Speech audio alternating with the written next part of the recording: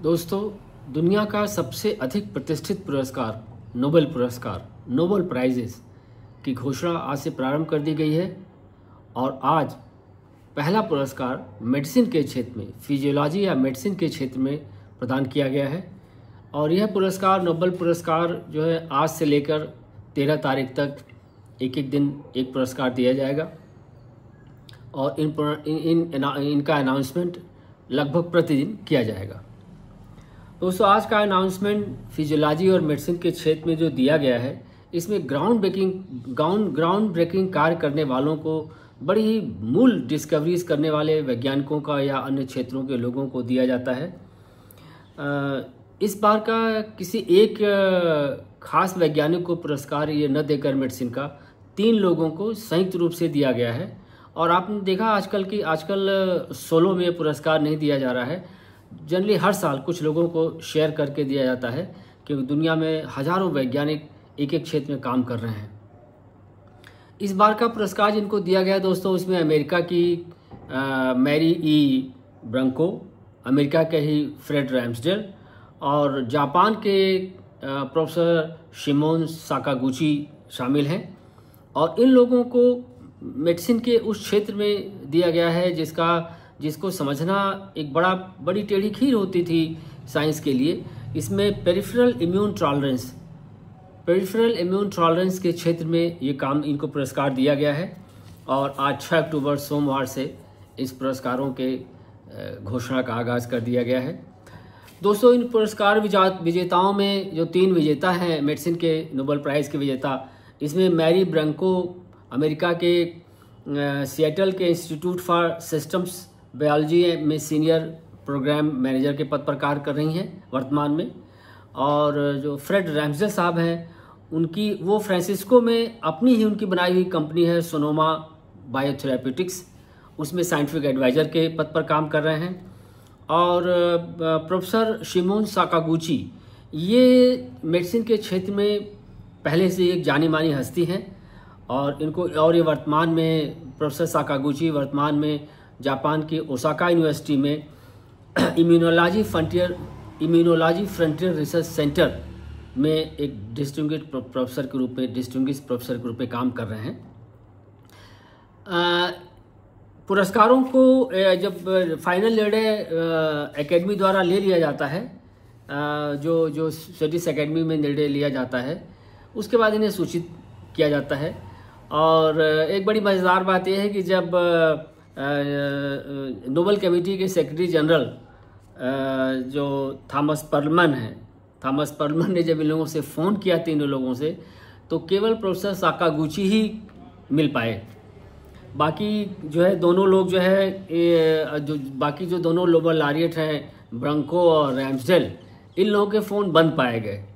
तो इन लोगों के फ़ोन भी बंद पाए जाते हैं। ऐसा लगता है कि ये लोग फ़ोन साइलेंट पर रख के अपने दूसरे नोबेल पुरस्कार प्राइज़ की तैयारी में लग गए होंगे कि हमें दूसरा पुरस्कार भी मिल जाएगा। मतलब ये इतने व्यस्त रहते हैं, वैज्ञानिक अपने काम में इतने बिजी रहते हैं कि उन्हें फ़ोन बंद है खुला है, इसका कोई बहुत उसमें उनको रुचि भी नहीं रहती है।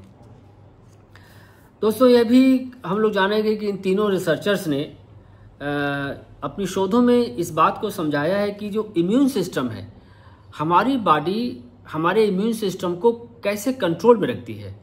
अगर कंट्रोल में न रखे तो हमारा इम्यून सिस्टम ही हमारे ही सेल्स को, हमारे टिश्यूज़ को नुकसान पहुंचा देगा और ऑटो इम्यून डिजीज़ेस के हो जाने की संभावना बनी रहेगी।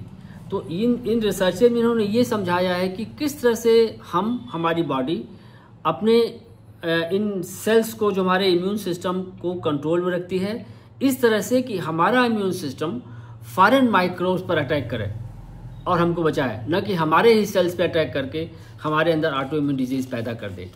तो एक बहुत बड़ी रिसर्च है दोस्तों ये।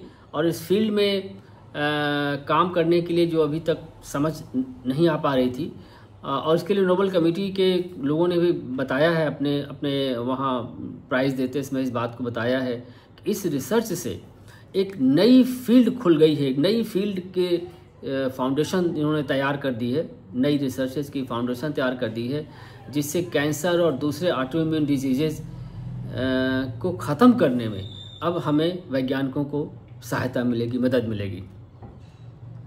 दोस्तों आज का पुरस्कार स्वीडन की जो कैरोलिंस्का इंस्टीट्यूट द्वारा है, उस इंस्टीट्यूट के द्वारा अनाउंस किया जाता है।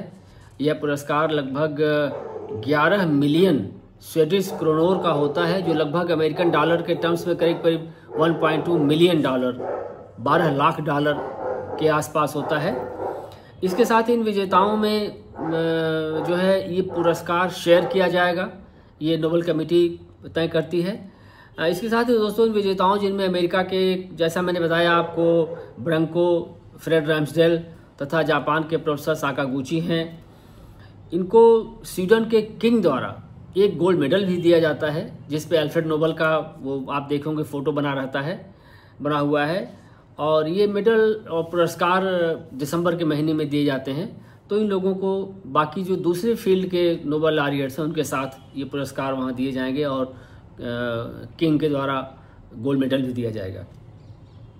दोस्तों आप जानते होंगे कि कुछ सेलेक्टेड फील्ड में नोबेल प्राइजेस दी जाती हैं। इनमें खासकर मेडिसिन, फिजिक्स, केमिस्ट्री, लिटरेचर, अर्थशास्त्र व पीस की नोबेल प्राइज़ भी शामिल है, जो शांत के क्षेत्रों में काम करने वालों को दिया जाता है। और जो शांत के क्षेत्र में काम करने वाला बहुत प्रतिष्ठित पुरस्कार है, जिसके लिए आपने देखा होगा कि अमेरिका के राष्ट्रपति डोनाल्ड ट्रंप बिल्कुल पीछे पड़े हैं, मुझे नोबेल पुरस्कार, नोबेल पीस प्राइज़ दी जाए। हालांकि उसकी संभावना बहुत कम है, क्योंकि इन पुरस्कारों के लिए नॉमिनेशन जनवरी के महीने में ही कर देना होता है। और ट्रंप साहब जनवरी में तो उनका नॉमिनेशन बिल्कुल नहीं हुआ होगा, क्योंकि उसी समय वो आए हैं, तो नॉमिनेशन हो नहीं पाया होगा ट्रंप साहब का। तो इस साल तो डोनाल्ड ट्रंप को पुरस्कार मिलना संभव नहीं है। अगले साल हो सकता है मिले। अगर उन्होंने गजा की लड़ाई बंद करवा दी तो डोनाल्ड ट्रंप के लिए नोबेल प्राइज़ तो बनती है, फिर तो उनको मिलनी चाहिए, क्योंकि बहुत ही भीषण त्रासदी है और वहाँ के लोग मारे जा रहे हैं। और जो भी लड़ाई रुकवा दे उसके लिए नोबेल पीस प्राइज़ मिलनी ही चाहिए, मेरी ये राय है।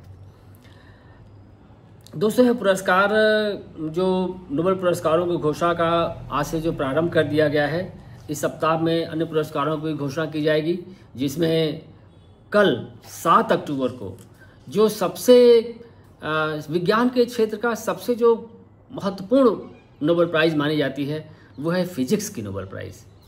तो कल दोस्तों 7 अक्टूबर को फिजिक्स की नोबेल प्राइज़ का दिन है, और कल हम आप लोगों से फिर आपसे चर्चा की जाएगी कि फिजिक्स की नोबेल प्राइज़ किसको मिली, क्या किस फील्ड से दी गई, और समय मिला आप लोगों से कल फिर बात करेंगे।